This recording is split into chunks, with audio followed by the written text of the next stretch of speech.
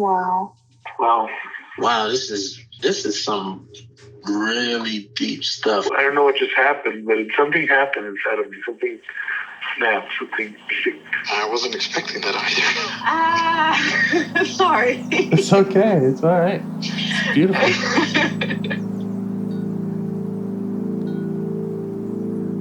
Monster is like really small, but it had to become that to stop me. And then the hurt child became present when you mentioned it. And I didn't realize this until now. There were things that I didn't remember until now. Funny, I haven't seen that before. It feels like I'm the monster. I'm kind of seeing images of things. Of a world where they can exist.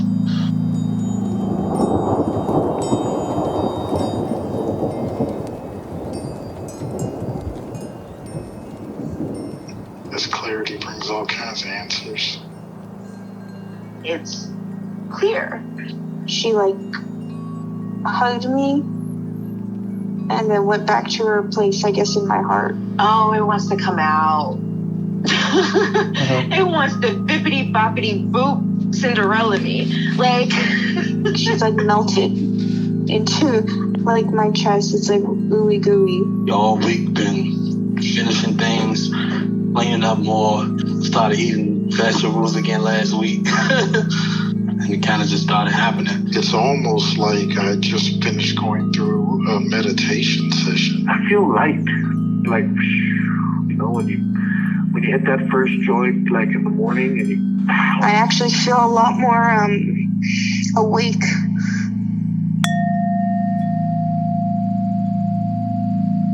Yeah, but can I share with you? I want to tell you some of the things I've been doing because you and I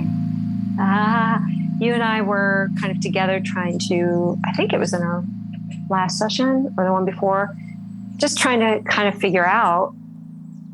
Using our figured out parts because this is new territory for both of us. Mm-hmm. How do you unburden an infant and how do you establish that ongoing trust relationship with self? How do you respond to these nonverbal parts? Mm-hmm. And I have had a practice. Well, I've had a practice with two different parts of the last few weeks that has been really powerful that I was kind of interested in sharing with you. Yeah. So in my commemorating my mother's passing, which I do almost nightly, sometimes I miss it. I try not to be rigid about it. I had a moment where the pain of that infant really overtook me and I was able to turn towards it and really get a felt sense of the injury of the language that came to me. And it wasn't language coming from the part, but it was just the way my mind was making sense out of the feeling was that I've lost my mommy and I am completely alone in the world. Yeah. I've lost her and I'm just alone in the world. And it's really activated because my mom just died. Yeah. And I could really feel it. And I could really feel what it would feel like for an infant to be in that situation. That the sense of utter aloneness and terror. And lostness, disorientation and overwhelm and all of it. So I had the ability to turn towards, and I did end up kind of holding myself and kind of rocking and just expressing that I got it and I was so sorry. And I've had a few interactions with her since as connected to different experiences in my life. Mm-hmm. When I was learning to be a therapist, I had 4 internships, 4 different supervisors, and only one of them was good at all at supervising me. And I saw that person once every 2 weeks. So I was doing this work And, this isn't going to sound like much to you because you have been kind of doing it alone for the last year. But I was doing this work with couples and individuals. I was at a halfway house for the severely mentally ill. I was in these really high stress, high escalated experiences every day with no help and no supervision and no guidance. And the guidance I was getting was pretty damaging and shaming. And I had a moment where I was really connecting with the same feeling of like being just utterly alone in something overwhelming. Back then you had moments of that? Well, I was just thinking I was perpetually in that at the time, but I had a moment recently where I connected with her in connection with that experience. Like that's what that was as well. And actually that's always felt like that, but it's like sometimes life is more manageable than other times. And that was one of those times when it was totally unmanageable. And just really appreciating and having compassion for how triggered I was during that time, how much I was struggling. But that led to another ritual that I've started doing with, I think, my 5-year-old. Okay. I'll tell you about this and then I will take a breath and let you talk. Uh-oh. No. I just am aware that I'm like reporting on 10 million things and not giving you time to say anything. But after work, every day after work, this came up in this session a few sessions ago with this little one that like every day after work, I'm feeling some kind of way and I'm just pushing right past it. Every day after work, I do feel some kind of way and I do usually kind of just push past it. And what I've been realizing is that at the end of the day, there is this part of me that is always struggling with every mistake I made, every messy moment, every disconnection, every misattunement, every missed opportunity, right? Everything. Mm-hmm. There's a part of me at the end of every day who is just not okay with herself because of those things. Yeah. And I am doing this ritual where every day after work, I check in with her and I just let her tell me about all the things she's ashamed of. Mm-hmm. I just let her be. I say, yeah, that's hard. Yeah, that wasn't perfect. That was tough. That was messy. And just really appreciating how important it is to her to get it right and how much she wants to be better. And just letting her, not trying to fix the shame, not trying to like reassure her, it's okay. Right, but just be like, yeah, that was messy. That's really hard to have done that poorly or done that imperfectly. That was really hard when that guy reacted that way. Yeah. And just really appreciating her caring so much. And this is like with the 5-year-old? I think that might be the 5-year-old. Until she's just listed everything that she's unhappy about. And we just go, okay, is that it? Yep. Okay. Let's go have dinner. Like, all right, try that. We'll do better tomorrow, And that has been really powerful too. It's what I needed during that time, the supervision. I just needed a safe place for my shame. Right.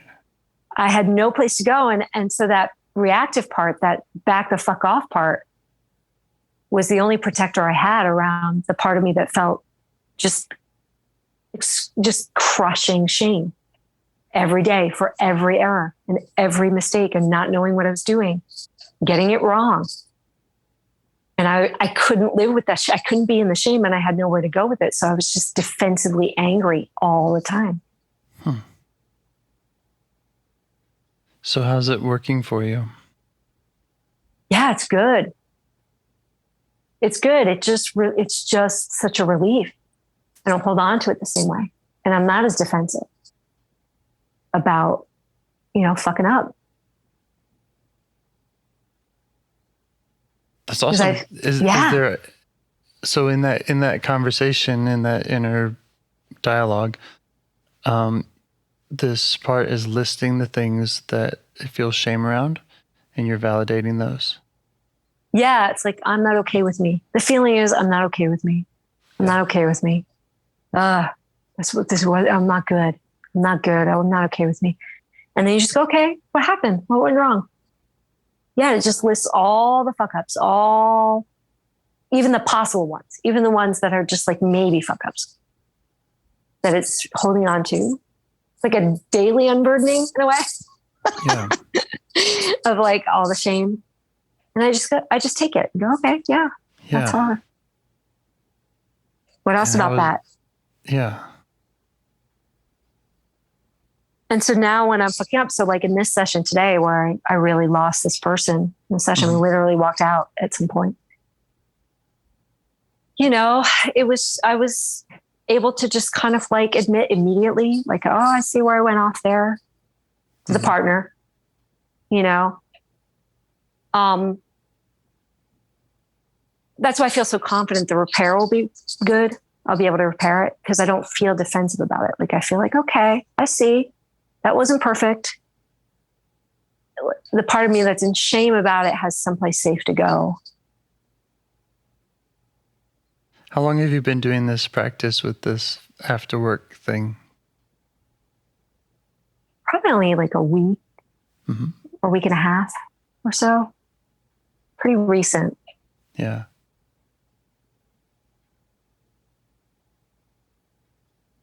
But yeah, just the deepening experience of self turning towards without an agenda. Right. And kind of knowing how to respond both with that very little one and then this somewhat older one.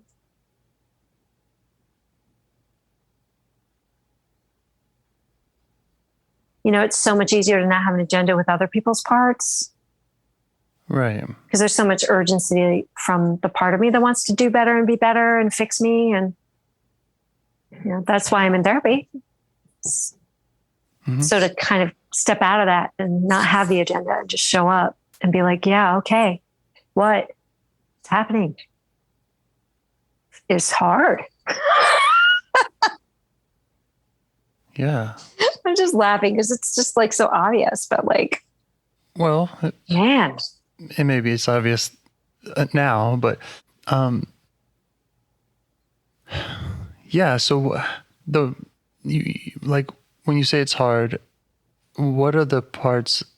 Like, what are the parts that don't want to do that, or that were resistant to that? Like, what was their main push or energy? Oh yeah, it's a really good question. I think, you know, there's definitely the part that thinks that the big feelings are the problem. So it's looking at all the parts that have big feelings and saying, you know, don't turn towards those, that's the problem, the big feeling. So that blocks the process of connecting and making contact. So I had to kind of deal with that part. And yeah, and then just to fix it, be better. And what is that part saying? What does fix it look like?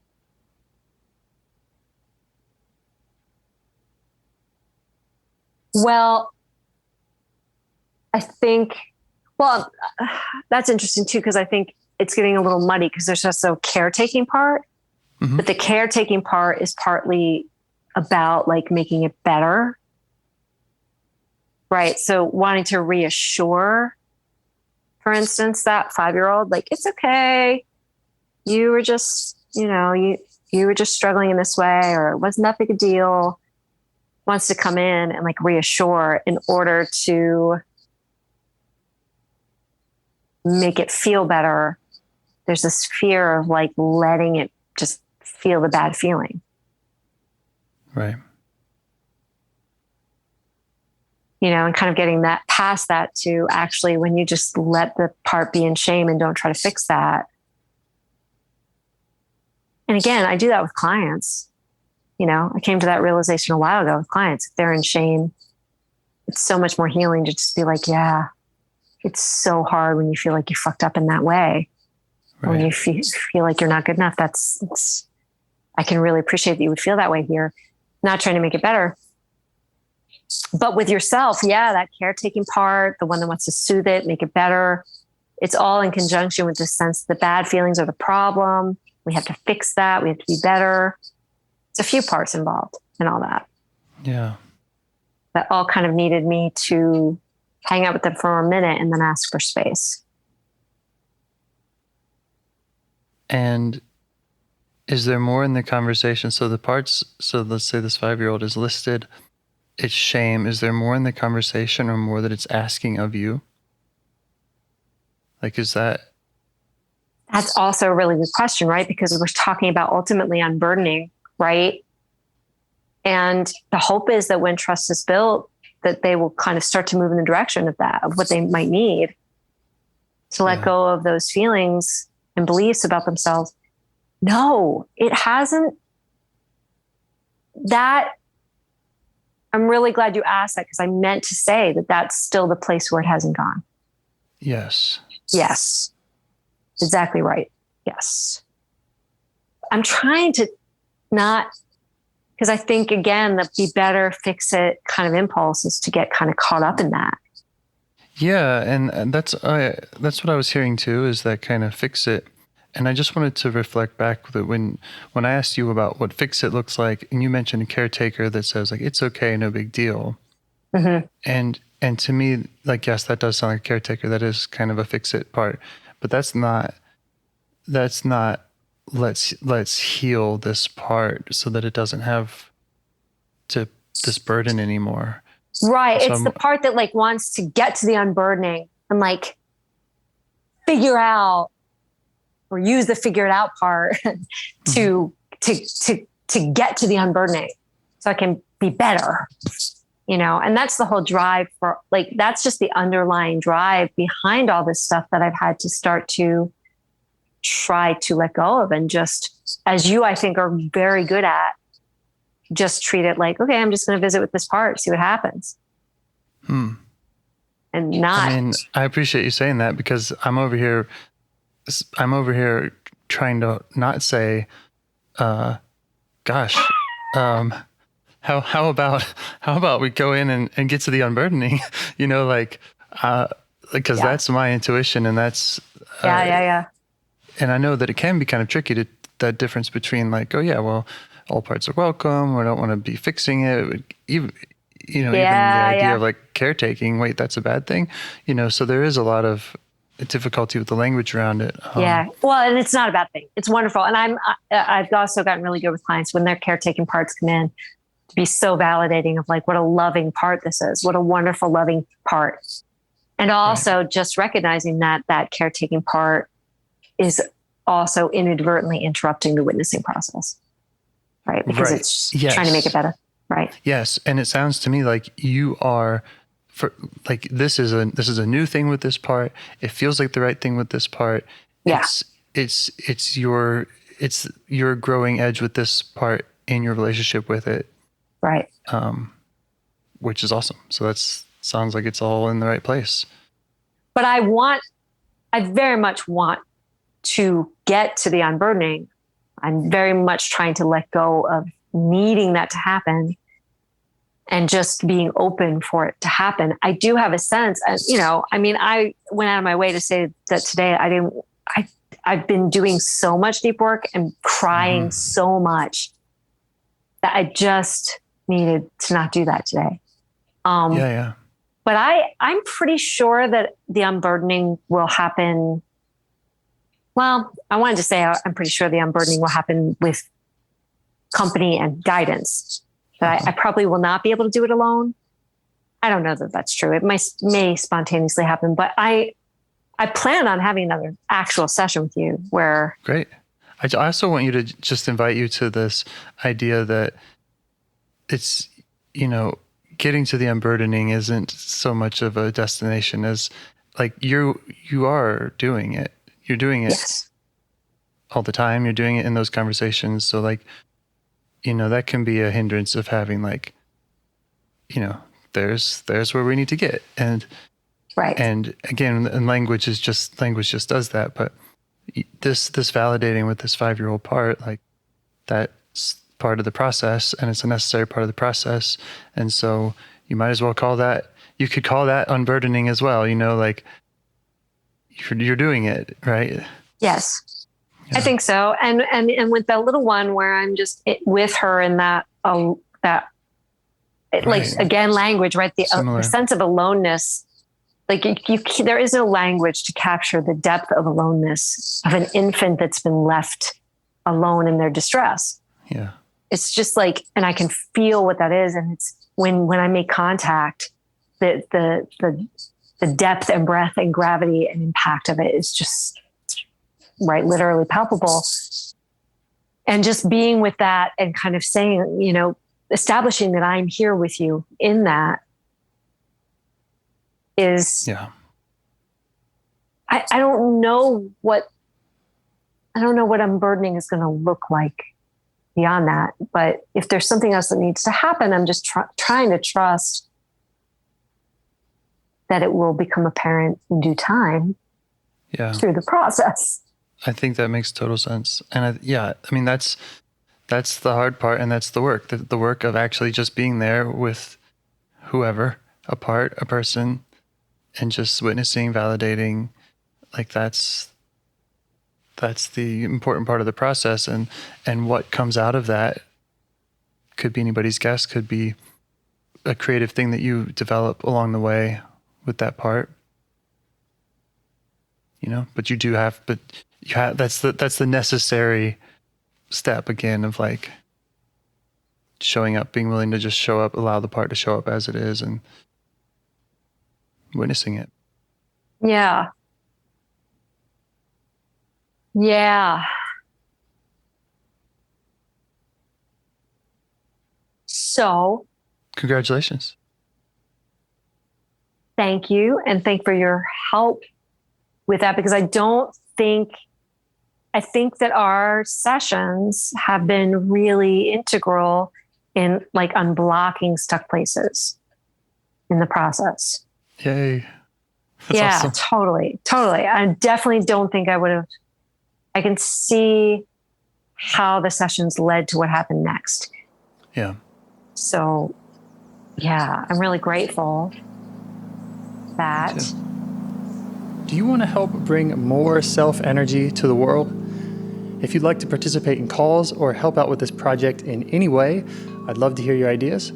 Join the Discord server or contact me at james@liveifs.com. A huge thanks to our audio engineer, Yvonne, for your care and diligence in editing the calls. To every caller for your courage in sharing some of your parts. And to anyone out there getting to know their internal system, keep going. Who knows, that might be the most selfless, helpful thing you can do for others, and you're the only one who can do it. If you'd like to see us reach the largest audience, we must please the almighty suggestion algorithms at iTunes and YouTube, and they don't care about the power of IFS. They're looking for likes and shares and comments, and the sooner the better. Follow the links in the show notes right here in your podcast player to make your wishes known. And now, a minute of meditation. Or if you prefer, pull over. You can do it in 60 seconds. Just click one of those links. They're right there, and give us a like or a 5-star rating. It would really help. If you think this project is helping people, you're helping people by sharing it. Thank you.